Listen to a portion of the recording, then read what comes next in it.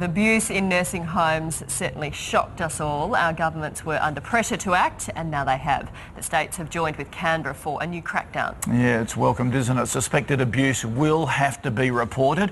There will also be an increased number of random inspections, and all aged care workers will be subjected to police checks.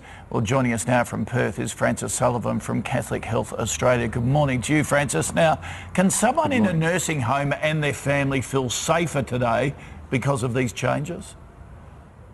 Well, we hope so. We've been supporting the Minister in encouraging him to make changes, to put in place a more rigorous complaint system so that the confidence of the community, residents and their families can be restored in what we think is generally a very good aged care system. Well, on that point, how widespread is the problem of abuse in nursing homes? We have heard some absolutely tragic stories in the last few months. Well, shocking stories. We don't believe that physical and sexual abuse is widespread at all. As a matter of fact, we think these are very rare instances.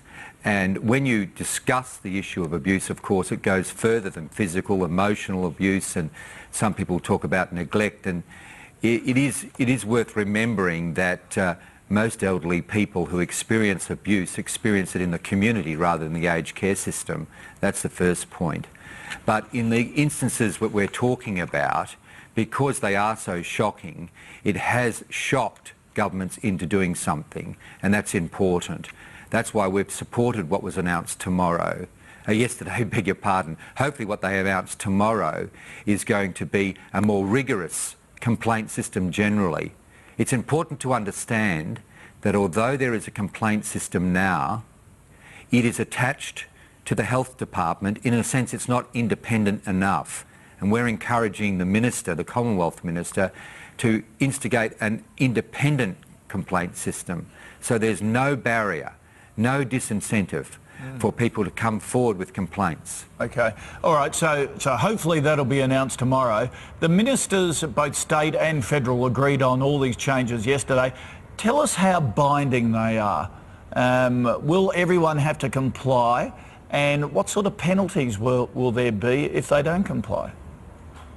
Well, as we know, the detail on these matters usually is to be played out in the weeks ahead. But obviously, if the Commonwealth Government, who run the program, have decided there are going to be new measures, it will be binding on providers and their employees and the volunteers who work there. The arrangements between the Commonwealth and the states is always a movable feast. There's always a nod here and a wink there. It may have to do with their own funding arrangements, but for us who deliver the services, we'll be bound by the new regulations. Okay, because your organisation is a very large operator of nursing homes. Can you give families listening an assurance that the quality of aged care in Australia will improve? Well, can I say two things about that? Firstly, I noticed yesterday even Minister Santoro couldn't put his hand on his heart and say he can guarantee in every circumstance everything will be fine. So I don't wish to put my hand there either. Remember, the Commonwealth program of aged care is conducted by the Commonwealth, funded by the Commonwealth. They set the standards. They set the sanctions.